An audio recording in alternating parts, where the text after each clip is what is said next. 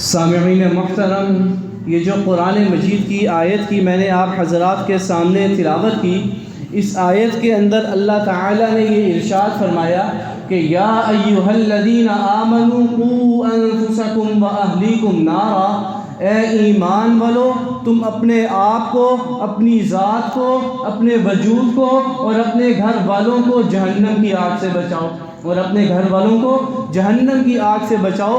تو اس کا بہترین طریقہ صرف اور صرف یہی ہے کہ آج ہم اپنے گھر والوں کی تربیت اور ان کی پرورش اللہ اور اس کے رسول صلی اللہ علیہ وسلم کے احکامات کے مطابق کریں، اللہ اور اس کے رسول صلی اللہ علیہ وسلم کے احکامات کے مطابق کریں، تو زندگی کے شروع سے لے کر، زندگی کے آغاز سے لے کر زندگی کے ہر مرحلے کے اندر ان کی اللہ اور اس کے رسول صلی اللہ علیہ وسلم کے احکامات کے مطابق چلائیں اور احکامات کے مطابق انہیں زندگی گزارنے کا طریقہ سکھلائیں۔ یاد رکھیں، یہ پوری زندگی بھر کا یہ کام ہے، پوری زندگی کرنے کا یہ کام ہے۔ تو پچھلی نشست میں میں عرض کر رہا تھا کہ اسی حوالے سے سرکار دو عالم صلی اللہ علیہ وسلم نے یہ ارشاد فرمایا تھا کہ جب بچہ پیدا ہو تو پیدا ہونے کے ساتھ ہی اس کے دائیں کان میں اذان، بائیں کان میں اقامت کہنی ہے۔ اور اس کی وجہ بھی میں نے آپ حضرات کے سامنے عرض کی تھی کہ سرکار دو عالم صلی اللہ علیہ وسلم نے ارشاد فرمایا تھا کہ جب بچہ پیدا ہوتا ہے اور پیدا ہونے کے بعد روتا ہے تو شیطان اسے کوئی چیز چبوتا ہے۔ بخاری شریف کی روایت ہے، شیطان اسے کوئی چیز چبوتا ہے اور یہ احساس دلاتا ہے کہ دیکھ اب تو دنیا میں آ گیا، تیرا مجھ سے مقابلہ ہونا ہے، تیرا مجھ سے مقابلہ ہونا ہے۔ تو سرکار دو عالم صلی اللہ علیہ وسلم نے فرمایا اسی لمحے اس بچے کے دائیں کان میں اذان، بائیں کان میں اقامت دو، یعنی اسی لمحے بچے کے کان میں اللہ اور اس کے رسول کا نام ڈال دو۔ یعنی زندگی کے شروع سے ہی سرکار دو عالم صلی اللہ علیہ وسلم نے طریقہ بتلا دیا کہ کس انداز سے بچوں کی تربیت کرنی ہے۔ تو پھر اس کے ساتھ ساتھ میں نے عرض کیا تھا کہ آپ علیہ الصلاۃ والسلام نے فرمایا کہ جب 7واں دن ہو تو 7ویں دن سر کے بال مونڈے جائیں، سر کے بال جب مونڈ دیں گے تو بالوں کا جو وزن ہوگا اس وزن کی مقدار کے برابر چاندی خیرات کی جائے، پھر بچوں کے سر پر زعفران گھول کر لگا دیا جائے۔ تو پچھلے جمعے میں نے یہ باتیں عرض کی تھی، تو آج کی اس نشست کے اندر میں یہ عرض کروں گا کہ ہم اپنے بچوں کا نام کیسے رکھیں، ہم اپنے بچوں کا نام کیسے رکھیں۔ تو سرکار دو عالم صلی اللہ علیہ وسلم نے فرمایا کہ جب 7واں دن ہوگا تو 7ویں دن بچے کا نام اچھے سے رکھنا چاہیے، یعنی کوئی اچھے سے نام کا انتخاب کر کے بچے کا وہ نام رکھنا چاہیے۔ تو یاد رکھیں، آج وقت کی بہت بڑی ضرورت ہے کہ ہم اپنے نوجوان شادی شدہ جوڑے، بچے اور بچیوں کا ذہن بنائیں کہ نام رکھنے کے حوالے سے دین اسلام نے ہماری کیا رہنمائی کی، دین اسلام نے ہماری کیا رہنمائی کی۔ تو یاد رکھیں، بہت وسیع فہرست ہے، بہت وسیع فہرست ہے، اور روایات کے اندر بہت سی چیزیں اس حوالے سے موجود بھی ہیں، روایات کے اندر بہت سی چیزیں۔ اور یہ جو نام رکھنے کے حوالے سے سرکار دو عالم صلی اللہ علیہ وسلم نے اپنے ایک فرمان سے، ایک اصول کے ذریعے ہمیں اس کی اہمیت بھی سمجھائی کہ نام رکھنے کی اہمیت کیا ہوتی ہے۔ چنانچہ حدیث مبارکہ میں سرکار دو عالم صلی اللہ علیہ وسلم نے فرمایا کہ اول ما نحل والد لولده اسما فلیحسن اسما، کہ باپ کی طرف سے اولاد کو سب سے پہلا بہترین تحفہ جو چیز دی جاتی ہے وہ اس بچے کا نام ہے، فلیحسن اسما۔ تو باپ کو چاہیے کہ بچے کا نام اچھا رکھے، بچے کا نام اچھا رکھے۔ تو اسی حوالے سے ایک اور روایت کے اندر بھی سرکار دو عالم صلی اللہ علیہ وسلم نے ارشاد فرمایا، جس کے راوی حضرت عبداللہ بن عباس ہیں، فرماتے ہیں کہ صحابہ نے عرض کیا قد علمنا ما حق الوالد، اے اللہ کے نبی ہم جانتے ہیں کہ باپ کے کیا حقوق ہیں، باپ کی کیا حقوق ہے اولاد پر۔ فما حق الولد، اے اللہ کے نبی ہمیں اولاد کے حقوق بھی بتائیں کہ اولاد کے کیا حقوق ہیں والدین پر. تو اللہ کے نبی صلی اللہ علیہ وسلم نے فرمایا ان یحسن اسما ویحسن ادبہ، کہ اولاد کا نام اچھا رکھے اور اس کی پرورش، اس کی تربیت اچھی کرے، اس کی پرورش اور اس کی تربیت اچھی کرے. تو یاد رکھیں کہ باپ کی طرف سے یہ جو سب سے پہلا اور بہترین تحفہ اولاد کو دیا جاتا ہے نام کی صورت میں، تو یہ مرنے کے تک، سانس کے نکلنے تک، حتیٰ کہ مرنے کے بعد بھی یہ تحفہ اولاد کے پاس رہتا ہے، یہ تحفہ اولاد کے پاس رہتا ہے. تو نام رکھنے کے حوالے سے سرکار دو عالم صلی اللہ علیہ وسلم نے کچھ بنیادی باتیں سکھائی، کچھ بنیادی اصول سکھائے کہ جن کا جاننا اور ان پر عمل کرنا فرض اور واجب کے درجے میں ہے. وہ چیزیں میں آپ حضرات کے سامنے عرض کرنا چاہتا ہوں کہ سرکار دو عالم صلی اللہ علیہ وسلم نے ہمیں پہلا اصول سکھلایا کہ بہترین نام کون سا ہے. آپ صلی اللہ علیہ وسلم نے فرمایا کہ بہترین نام وہ ہے جس نام کے اندر شرک نہ ہو، جس نام کے اندر شرک نہ ہو. تو نبی علیہ الصلاۃ والسلام کے زمانے کے اندر جو صحابہ اسلام میں داخل ہوتے تھے، زمانے جاہلیت میں ان کے کفر والے نام ہوتے تھے، تو سرکار دو عالم صلی اللہ علیہ وسلم ان کے وہ نام تبدیل فرما دیا کرتے تھے، ان کے وہ نام تبدیل فرما دیا کرتے تھے. ایک بہت بڑے راوی ہیں مردوں کے اندر، حدیث کی سب سے زیادہ روایت کرنے والے حضرت ابو ہریرہ رضی اللہ تعالی عنہ. ان کا نام جو زمانے جاہلیت میں تھا وہ تھا عبد الشمس. عبد الشمس، عبد الشمس کا معنی ہے سورج کا بندہ، سورج کا بندہ. شمس کہتے ہیں سورج کو، یعنی جو لوگ زمانہ جاہلیت میں سورج کی، چاند کی، ستاروں کی پرستش کیا کرتے تھے تو وہ اپنے لوگوں کا نام اسی انداز سے رکھا کرتے تھے. تو جب یہ اسلام میں داخل ہوئے تو سرکار دو عالم صلی اللہ علیہ وسلم نے ان کا نام تبدیل فرمایا اور ان کا نام عبد الرحمن رکھ دیا، اور ان کا نام عبد الرحمن رکھ دیا. تو روایات کے اندر موجود ہے کہ 3 نام اللہ کے نبی صلی اللہ علیہ وسلم کو بہت زیادہ پسند تھے. 3 نام اللہ کے نبی صلی اللہ علیہ وسلم کو بہت زیادہ پسند تھے.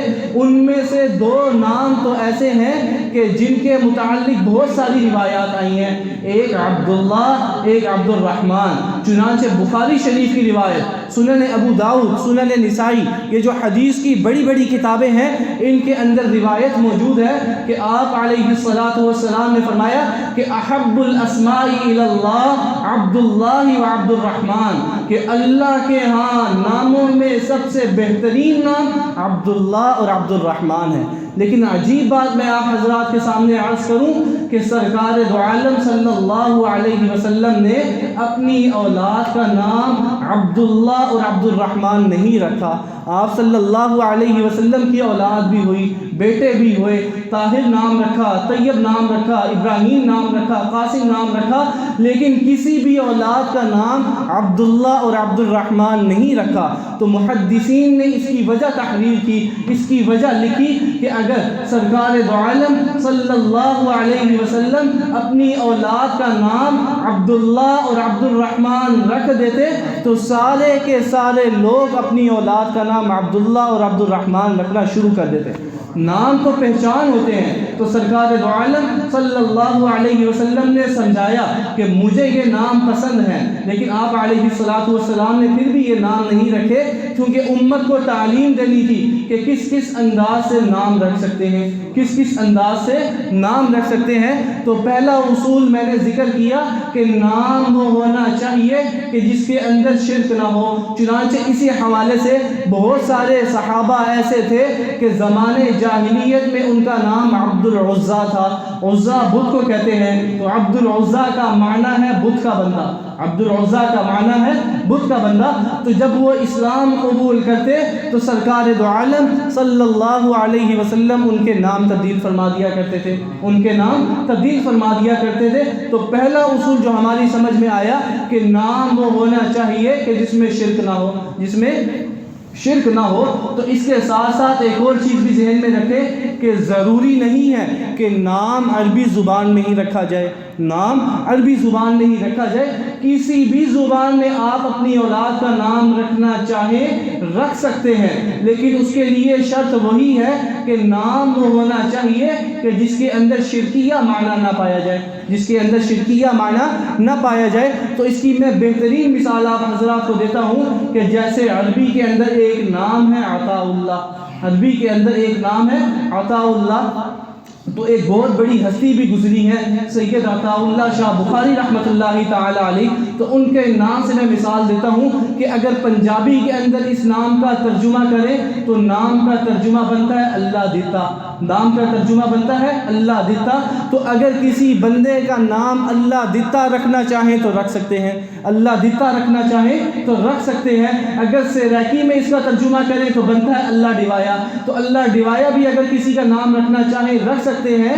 تو ضروری نہیں ہے کہ نام عربی زبان میں ہو، بلکہ کسی بھی زبان میں آپ نام رکھنا چاہیں رکھ سکتے ہیں، لیکن اس کے لیے پہلا اصول ذہن میں رکھنا ہے کہ نام وہ ہونا چاہیے کہ جس کے اندر شرک نہ ہو، جس کے اندر شرک نہ ہو۔ تو دوسرا اصول جو نام رکھنے کے حوالے سے سرکار دو عالم صلی اللہ علیہ وسلم نے ہمیں سمجھایا وہ یہ کہ نام رکھنے وقت نام کا مطلب اچھا ہونا یہ بھی دیکھ لیا جائے کہ نام کا معنی اچھا ہے۔ اس لیے کہ جب آج ہمارے ہاں اولاد پیدا ہوتی ہے تو سب سے پہلے ہم کیا کرتے ہیں؟ گوگل پر سرچ کرتے ہیں۔ تو یاد رکھیں کہ یہ کوئی مستند ذریعہ نہیں ہے۔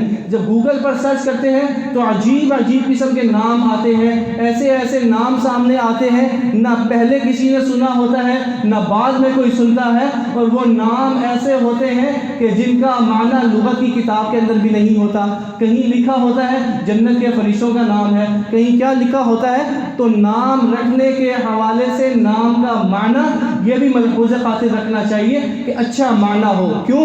اس لیے کہ جب نام رکھتے تھے سرکار دو عالم صلی اللہ علیہ وسلم تو آپ علیہ الصلوۃ والسلام بھی نام کا معنی ملحوظ خاطر رکھتے تھے۔ اس لیے کہ ایک صحابی تھے جن کا نام تھا مرہ، ایک صحابی تھے جن کا نام تھا مرہ۔ تو مرہ کا معنی ہے عربی زبان کے اندر کڑوا، مرہ کا معنی ہے کڑوا۔ تو سرکار دو عالم صلی اللہ علیہ وسلم نے ان کا نام تبدیل فرما دیا اور فرمایا کہ مومن کڑوا نہیں ہوتا، مومن کڑوا نہیں ہوتا۔ تو اسی طریقے سے ایک خاتون تھی جو اسلام قبول کری، تو ان کا نام تھا عاصیہ، عین کے ساتھ، عین الف صاد یا عاصیہ۔ تو عاصیہ کا معنی ہے نافرمان عورت، عاصیہ کا معنی ہے عین کے ساتھ، عاصیہ کا معنی ہے نافرمان عورت۔ تو سرکار دو عالم صلی اللہ علیہ وسلم نے اس خاتون کا نام بھی تبدیل کیا اور اس کا نام جمیلہ رکھ دیا۔ جمیلہ کہتے ہیں خوبصورت لڑکی کو، لیکن یاد رکھیں ایک ہوتا ہے آسیہ الف کے ساتھ، الف سین آسیہ، اس کا معنی ہوتا ہے آرزو رکھنے والی، امید رکھنے والی۔ تو الف کے ساتھ اگر نام ہو تو وہ نام درست ہے، وہ نام رکھ سکتے ہیں، لیکن اگر عین اور صاد کے ساتھ عاصیہ ہوگا تو وہ نام نہیں رکھ سکتے، اس کا معنی ہے نافرمان عورت۔ تو سرکار دو عالم صلی اللہ علیہ وسلم نے اس خاتون کا نام بھی تبدیل کر دیا۔